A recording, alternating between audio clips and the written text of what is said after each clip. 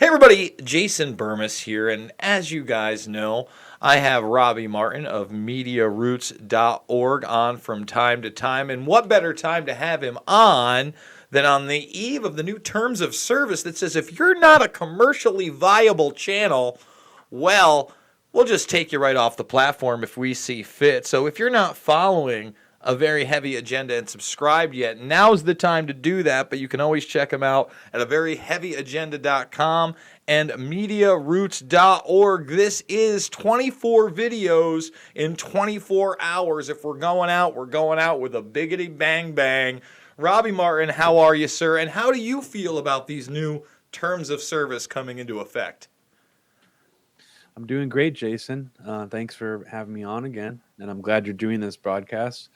But you already know how I feel about this in a larger sense. That this, I mean, it's not really a surprise. In some ways, I'm actually surprised YouTube has allowed people like you and I, and even Abby, to operate as long as we have, because this ultimately does come down to profits, and they are a private company, corporation.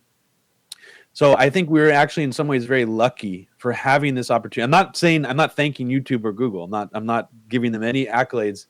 I just think that we need to almost look at this era as we were sort of allowed this opportunity for whatever reason, by these companies, and now they basically turned off the switch. And this is something, I think this is a teachable moment moving forward, that at any time, any of these companies could do that, could try to get people to buy in. And if you really think about what YouTube did as an enticement method, they made us feel, Jason, that we were in a democratic sort of environment where if you had the most views, if you had the most clicks, if your videos were popular, that would be how things play out. But as we've seen, this is obviously not the direction that they're going in. It's not a democratic system. And you already learned firsthand before people even knew that Google was going to be a really evil company, or people like us knew. But back then, people believed the don't be evil thing. Jason, you experienced firsthand that they knocked loose change off of their Google video rankings. And that was, at least for me, one of the first indications, this is all a ruse. This is a fake, giving the fake appearance of democratic free speech, that you could play in this playground. And if you have a really popular video like Loose Change, you get on the front page. But it turns out that they can just arbitrarily knock you off the front page. And that was something like, I feel like that was almost over 10 years ago now. It was. Listen, over 10 years ago, they knocked me off the first page when Fabled Enemies on September 11th, 2000 and what was it? I believe it was 2009 it came out. It was the follow-up after Loose Change. I was number one for like a couple hours, and then it disappeared from the top 100. It's so weird that it did that. And now, it's funny you say that, because although I may not agree with everything Gary Franchi says, Next News Network, they were one of those people that were downranked in the Don't Be Evil release by Project Veritas. And I'm going to have Gary on to talk about that. And I mean, it was very specific. They showed the documentation where they were sending out these different files, these different presentation files, where they're like, well, this is Alex Jones's D-ranking in InfoWars, and this is where we're going to rank Breitbart, and here's Next News Network. And that's very, very worrisome. Obviously, at the time that they were writing those things up, Jason Burmis didn't have his channel active, but it's scary to think that maybe I could be on their radar at this point or in the future. And it has been a slow growth in some senses, because you know what? When you watch a full Jason Burmis video, what's the next video? Fox fucking News. Well, I got news for you guys. I don't align myself with Fox News. I don't align myself with CNN, MSNBC, any of these channels. And it's very worrisome to me that not only do I not get the opportunity to get your attention, your audience, because I'm not an authoritative source, right? But that they're going to try to somehow align me with that viewpoint with a viewer that may have caught one video, and maybe I wasn't demonizing Trump about Russiagate and made up Ukraine bullshit, and all of a sudden they think I'm fucking Righty McThomas, and they don't come back. That's a problem to me. I think that's a real issue. Even at this point, Jimmy Dore's kind of got around it. My videos go right to Dore. If I watch a Dore video, I get a Dore video. If I watch a pool video, I get a pool video next. I watch a Robbie Martin video, it's off to the Washington Post or CNN. I think that's very unfair, Robbie. And how do we? I mean, can we defeat it, or is this the end? Is this it? Is this the throat cut? I mean, I think it's we can see it as a really slow motion throat cut where they've been letting us bleed out. They already cut our throat, and they're sort of watching us slowly bleed out. And ultimately, Jason, I think a lot of this is meant to psychologically demoralize independent content creators, where it's not just about profit necessarily, like what you can do to sort of improve your click stats. It's also about controlling thought and basically making people sort of, go into this framework without realizing that they're self-censoring themselves. People know now it's not just swearing or sexual content on YouTube. People know now sort of intuitively after the past couple of years that if you talk about things like Palestine, if you talk about things like the Syrian chemical weapons attack possibly being a false flag, if you talk about these controversial issues, you will be shadow banned, deranked. It's sort of par of the course now. So going up against that, I don't think, I'm not trying to discourage anybody from creating content on YouTube. I think it's great that the system is there. Use it. It's free, but don't let it be sort of your end all. Don't throw everything in the kitchen sink in there. I think that people like you are doing the right thing. You're spreading your, streams out to other platforms. And I hope, Jason, that you're also saving these streams somewhere, because we've also seen, YouTube channels just be arbitrarily deleted and videos removed.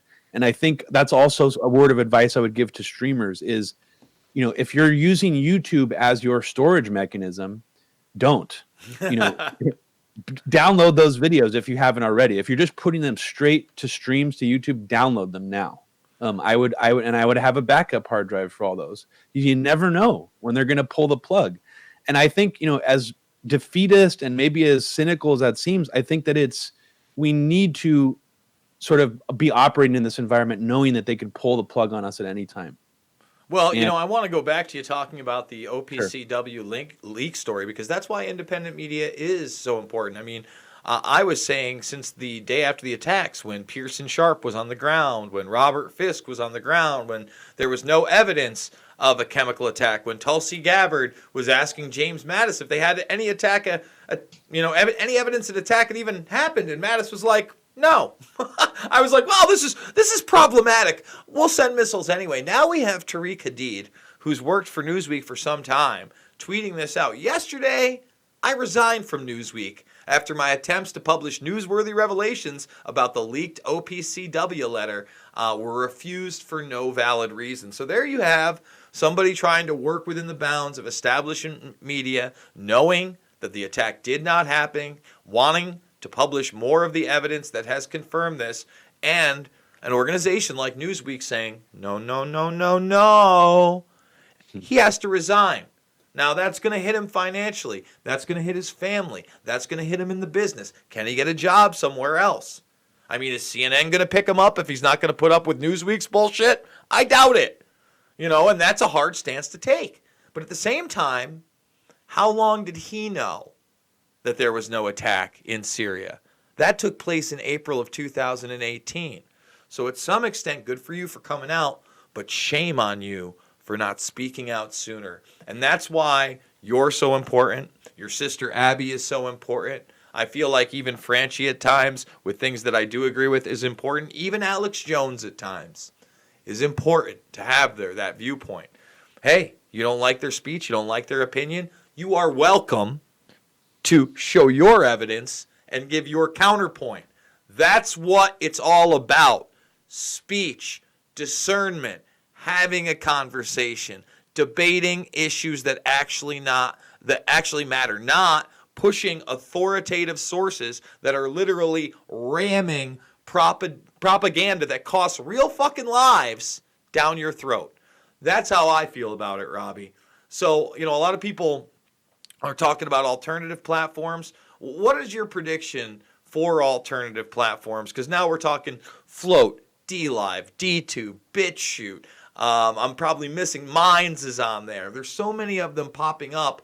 I think BitChute might have some legs, maybe DLive because of PewDiePie. What do you see happening in that arena?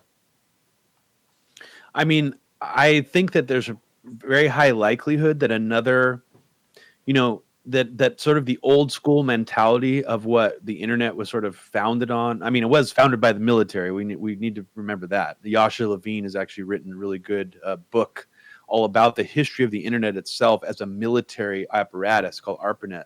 But at the same time, I think there's a chance, Jason, that there will be sort of free speech, civil libertarian type internet activists who will, with the power of their own money, try to do something as an alternative platform to YouTube. But unfortunately, what we've also seen is sort of these partisan lanes that people get into. So, for example, right now, even if I say the word, if I say we need to stand up for free speech, it almost makes it appear that I am somehow espousing a right-wing talking point, which is quite strange when you think about it, because free speech should be something that concerns all Americans. But unfortunately, Jason, this has become things have become so polarized and partisan that, like something like Gab, which is sort of expounded on the idea of free speech, gets taken over by people who are, if you go to Gab, a great deal of it is kind of hate speech-ish. Now, there's a twofold problem happening. So I think, the left needs to not be afraid to stand up for free speech again. Just because the right-wingers have taken this and, have gone, made this sort of their mantle, we can't let that sort of completely eliminate our desire to have free speech. It's very important to have free speech in this country. And what they're doing is very, very sneaky, Jason, because they're not, no representative is saying we need to do away with the First Amendment. If they did that, then I think people everywhere would be outraged. Then we'd see a response maybe from people on the left. But right now, this is all sort of being done in this sort of sneaky, behind the scenes way where they're sort of eroding out the back end of what we have long understood as free speech, freedom of expression online. Mm-hmm. And that's a really dangerous thing. I think, we would be much more ready to battle in this battle and have solidarity if they were just like, we're going to do away with the First Amendment. But it's much more sneaky than that. So I think it's taking people more time to catch up to really get clued on to what's going on here. And I don't know, Jason, I really don't know what the solution is, because I think alternative media, we are also seeing since the election of Trump sort of a coalescing or sort of this lockstep mentality from alternative media also, which I would argue in some ways is probably being infiltrated. So I think we're battling a lot of different things at the same time right now. And I think we just need to stay true to ourselves. We need to seek alternative outlets, not just alternative media, but alternative means of getting our information out. And, the old school methods still work. Mailing lists, even email lists, making DVDs, giving those out to people. I mean, the old, how you guys used to do with Loose Change. I mean, those methods still work. Even though people don't have disc players as much as they used to. USB sticks. Exactly. Even more on there. The feds, Google, YouTube, Facebook, they can't get in there and delete your USB stick and DVDs yet. Okay? So that still works for us. That's still an effective activism method. And I think we need to remember that those methods are actually really effective and they still really work. And that I would encourage people to do more of that. All right, Robbie. I really appreciate you coming on, talking about this, because we're going to find out 24 videos in 24 hours. Are these my last 24 videos? I hope not. I got McGovern for Tuesday, and we're going to talk big time. Ray McGovern coming up this week. But if you want to check out Robbie's stuff, it is a very heavyagenda.com, mediaroots.org, a very heavy agenda YouTube channel. Let's get him up to 3,000 subscribers. Can we do that, Burmis Brigade? And remember to thumbs this video up. Share it with others, subscribe. We're trying to hit 40K, then 50K, then 100K. It's a channel that will talk to everybody. Look at every single viewpoint. Have a rational conversation. Call things out. Hell, we got Mick West, the debunker, coming on in the 24 videos in 24 hours today. Yeah, it's good times. And all my documentaries, they're free here in the playlist section. Loose Change, Final Cut, Fabled Enemies, Invisible Empire, A New World Order Defined, and Shade the Motion Picture. Probably not commercially viable films by YouTube standards. Let's hope they make it. And guys, $5, $10, $15, it means the world to me. It's how I'm doing it. There is no Patreon. There is no Subscribe Star. I don't have any secret info. There is no class. There are no secret sources. I'm giving it all to you for free. Please give to the GoFundMe. I absolutely love you guys. I want to thank Robbie Martin once again, and I will see you guys all on the flip side. Thanks, Jason.